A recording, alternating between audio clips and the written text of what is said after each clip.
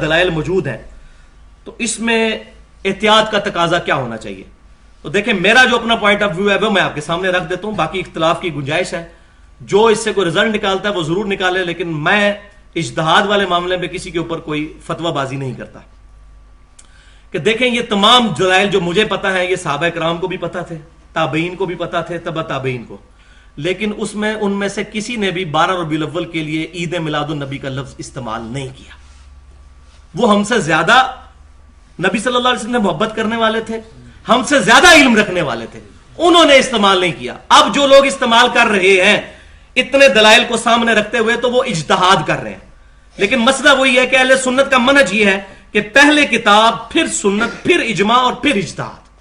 اب یہاں معاملہ بالکل واضح موجود ہے کہ ایسا کوئی اجتہاد صحابہ تابعین تبع تابعین نے نہیں کیا.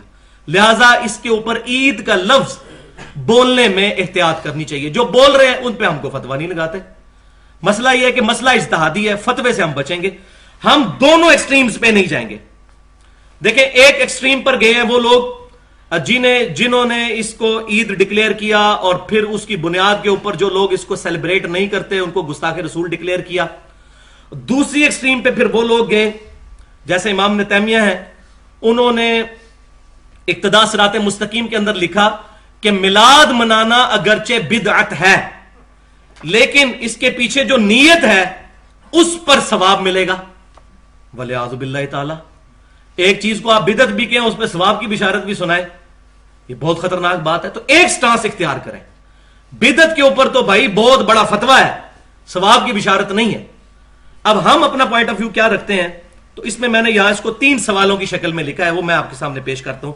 سوال نمبر 1 یہ ہے کہ اگر کوئی ہم سے پوچھتا ہے کہ آپ عید میلاد النبی کے اوپر عید کا لفظ بولنے پر بدعت کا فتویٰ کیوں نہیں لگاتے, تو اس کی وجہ یہ ہے کہ امام کائنات صلی اللہ علیہ وسلم کا جو خطبہ شروع ہوتا تھا, جو میں نے اپنے درس کے شروع میں پڑھا, صحیح مسلم میں کتاب الجمعہ چیپٹر میں انٹرنیشنل نمبرنگ کے مطابق 2005 نمبر حدیث اور سنن نسائی کے اندر ڈیٹیل کے ساتھ 1590 نمبر حدیث ہے خطبات والے چیپٹر میں, کہ آپ صلی اللہ علیہ وسلم فرماتے تھے کل بدعت ضلالہ وکل ضلالۃ فی النار, تمام بدعتیں گمراہیاں ہیں اور تمام گمراہیاں دوزخ میں لے جانے والی ہیں. اب کسی اہل قبلہ اہل کلمہ پر دوزخ کا فتویٰ ہم کیسے لگا دیں؟ ہاں یہ کہا جا سکتا ہے کہ اگر میں یہ کام کروں گا تو میں بدعتی ہو جاؤں گا, اس طرح کہا جا سکتا ہے. کسی کو نہ کہیں, کیونکہ فتویٰ یہ اہل سنت کا منہج نہیں ہے, یہ خوارج کا طریقہ ہے. اہل سنت ہمیشہ غلطیوں کو واضح کر کے معاملہ چھوڑ دیتے ہیں, آگے جس کو توفیق ہوگی وہ خود بخود ہی اس کو ایکسپٹ کر لے گا, جس کی قسمت میں ہدایت لکھی ہوگی. اچھا, سوال نمبر 2 کہ اگر منانا ثابت نہیں تو کیا حرج ہے؟ یہ بھی اکثر سوال ہوتا ہے, کیا حرج ہے اگر کوئی شخص 12 ربیع الاول کو اس طریقے سے جھنڈیاں اور جلوس یہ تمام چیزیں کرتا ہے, تو یہ منع بھی کہیں نہیں ہے.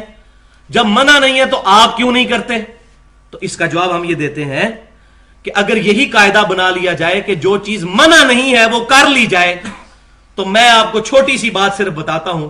صحیح بخاری اور صحیح مسلم کی متفق علیہ حدیث ہے. صحیح بخاری کتاب الاذان چیپٹر میں 608 نمبر حدیث, صحیح مسلم کتاب الصلاۃ چیپٹر میں 859 نمبر حدیث, کہ جب اذان دی جاتی ہے تو اذان کی آواز سے شیطان کی ہوا خارج ہو جاتی ہے اور وہاں سے بھاگ جاتا ہے.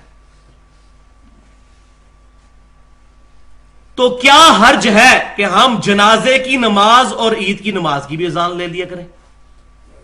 یہ ہے علمی جواب, منطقی جواب, لاجیکل. کوئی بریلوی, دیوبندی, اہل حدیث, شیعہ یہ جرت ہی نہیں کرے گا. تو ہم کہتے ہیں بھائیو جرت کرو, اذان دینا کوئی برا کام ہے؟ اذان سے تو شیطان بھاگتا ہے.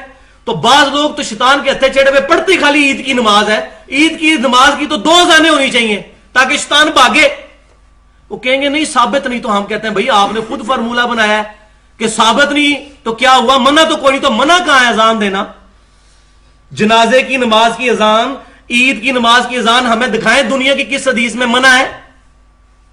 کوئی نہیں منع. کرتے کیوں نہیں؟ ثابت نہیں. تو بھائی ہم بھی تو یہی بات کر رہے ہیں کہ خالی یہ بات کر دینا کافی نہیں ہے. اب یہ ساری جو بیماریاں نا پبلک کی, مجھے اس لیے پتا ہے کہ میں خود 31 سال بریلوی رہا ہوں, مجھے پتا ہے کہ کیا جھوٹے اس طرح کے دعوے پروپیگیٹ کیے جاتے ہیں. میں دیوبندیوں کے ساتھ بھی رہا ہوں, اہل حدیثوں کے ساتھ بھی, شیعوں کے ساتھ بھی رہا ہوں, جنہوں پنجابی کہنا نا دائیاں کو ٹیڈ نہیں چھپے ہوتے. یہ کیا کیا طریقوں سے امت کو ورگلایا جاتا ہے.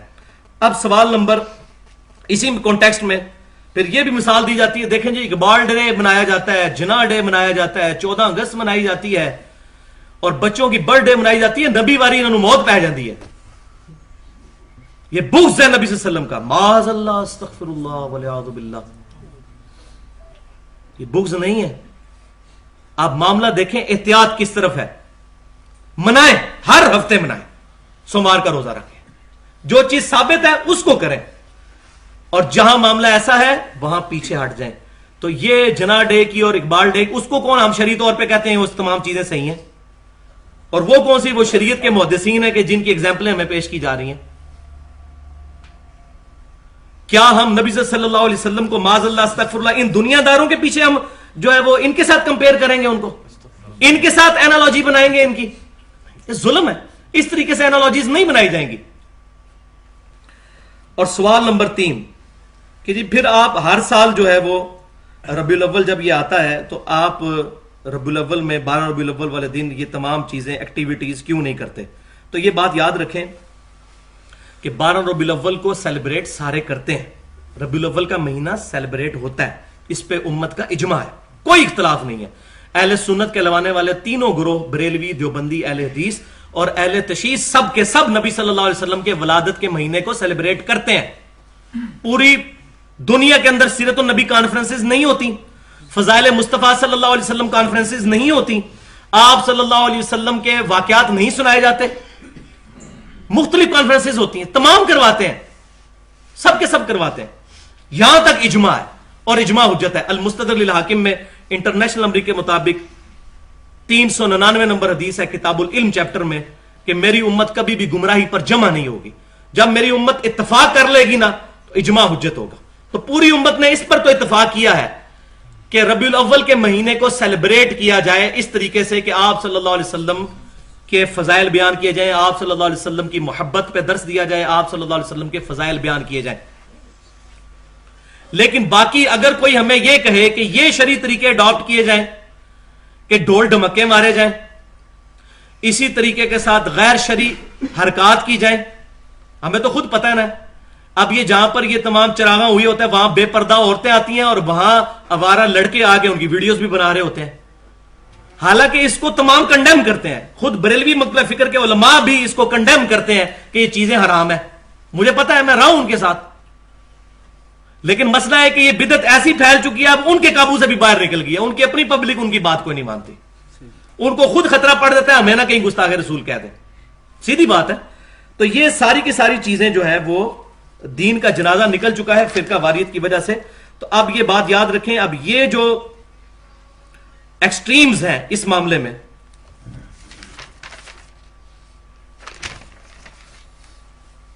اس سے بچنا چاہیے. اہل قبلہ کے اوپر فتویٰ بازی نہیں کرنی چاہیے. کسی کو 12 ربیع الاول والے دن جھنڈیاں یا جھنڈے لگانے کے اوپر بدعتی نہ ڈکلیئر کیا جائے, یہ لفظ نہ بولا جائے. ان کی محبت کا معاملہ اللہ کے سپرد کرتے ہیں, ہم خود نہیں کرتے, ثابت نہیں اس طریقے سے, ہم زیادہ احتیاط پر ہیں, لیکن ان کے اوپر فتویٰ بازی نہیں کرتے. یہ بڑا معاملہ کریٹیکل ہے. اور دوسری طرف اس ایکسٹریم پہ وہ لوگ کہ جو لوگ یہ کہتے ہیں کہ جی جو لوگ 12 ربیع الاول والے دن جھنڈے اور جلوس میں شامل نہیں ہو رہے یہ گستاخ رسول ہیں, اس سے بڑا دنیا کا کوئی الزام نہیں ہے. پھر ان کو وہ شعر سنائے جاتے ہیں, نثار تیری چہل پہل پر ہزاروں عید ہے ربیع الاول سوائے ابلیس کے جہاں میں سبھی تو خوشیاں منا رہے ہیں. تو ہم آپ کو بتاتے ہیں ابلیس ہے کون ہے اور ابلیس کے ماننے والے اصل میں کون ہے. یہ انشاءاللہ تعالی یہ آج آ جائے گی باتیں کہ کون ابلیس کے پیچھے کون چلا ہوا ہے. یہ نبی صلی اللہ علیہ وسلم خود ہی بتائیں گے کہ یہ ابلیس ہے کون اور ابلیس کے پکے فالوورز ہے کون. وہ یہ ہے کہ یہ خود بات امام احمد بریلوی صاحب نے فتاوی رضویہ میں لکھی ہے کہ 700 سال تک ربیع الاول اس طرح نہیں منایا جاتا تھا جس طرح یہ جھنڈے جلوس یہ تمام چیزیں. یہ 8ویں صدی ہجری کے اندر یہ تمام ایکٹیویٹیز شروع ہوئی ہیں. نہ صحابہ کے دور میں, نہ تابعین کے, نہ تبع تابعین کے, پہلے 300 سال کے مبارک دور میں یہ چیزیں نہیں ہوئی, یہ بعد میں ہوئی ہیں. جو چیزیں ہوئی بعد میں ہیں ان کے نہ کرنے والوں کے اوپر تان کیسے ہو سکتا ہے؟ اور پھر ان کو کہنا کہ سوائے ابلیس کے جہاں میں سبھی تو خوشیاں منا رہے ہیں، ابلیس والا معاملہ نہیں ہے بھائیو. مسئلہ یہ ہے کہ یہ معاملہ بہت نازک ہے. صحیح بخاری اور مسلم کی متفق علیہ حدیث ہے. صحیح بخاری کتاب الصلح چیپٹر میں 2697 اور صحیح مسلم کتاب العقدیہ چیپٹر کے اندر 4492 نمبر حدیث ہے. من احدث فی امرنا ھذا ما لیس منہ فہو رد.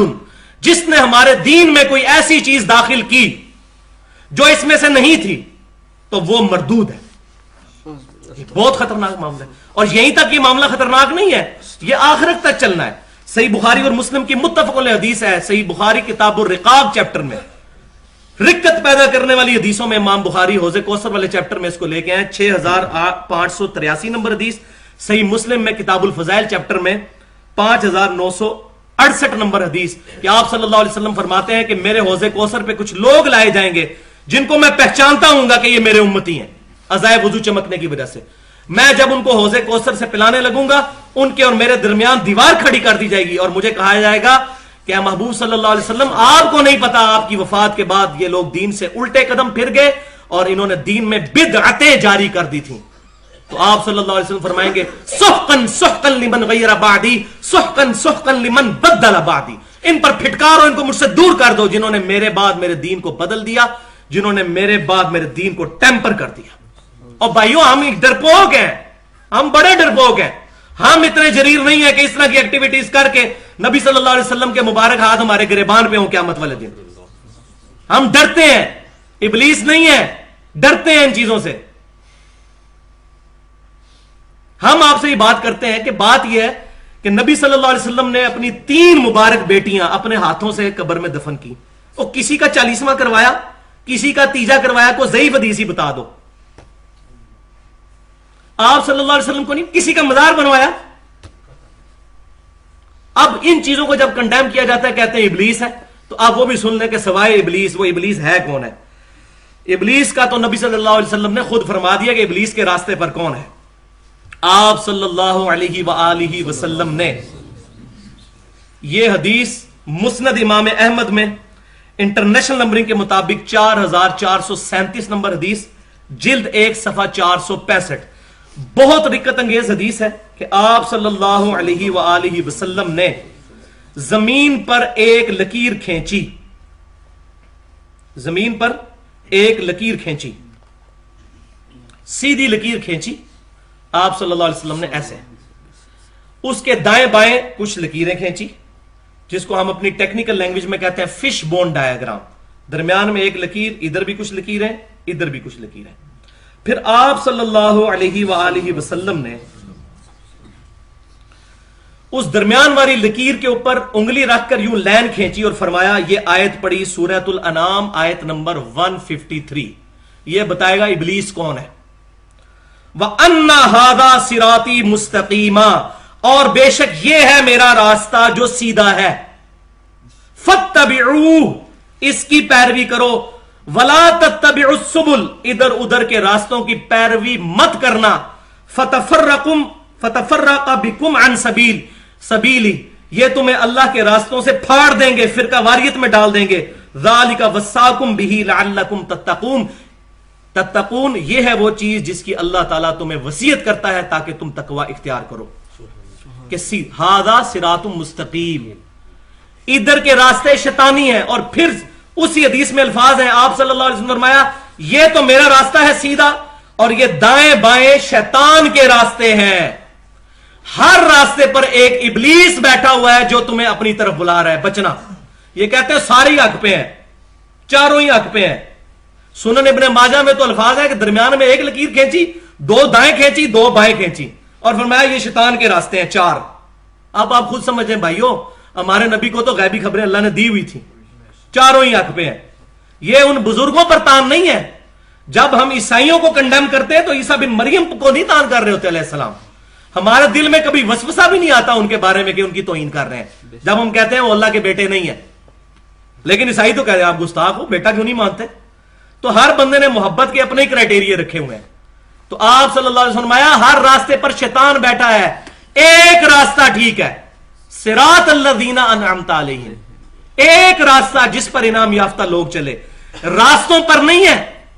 ये कहते हैं ये बुजुर्गों ने सिलसिले जारी किए तो फिर रास्ते होना चाहिए था। एक लफ्ज है सिरात अल्लज़ीना अनअमता अलैहिम, इहदिनस सिरातल मुस्तकीम, चला सीधे रास्ते पर, नबी सल्लल्लाहु अलैहि वसल्लम का रास्ता। सिरात अल्लज़ीना अनअमता अलैहिम, यही वो एक रास्ता जिस पर इनाम याफ्ता लोग भी चले।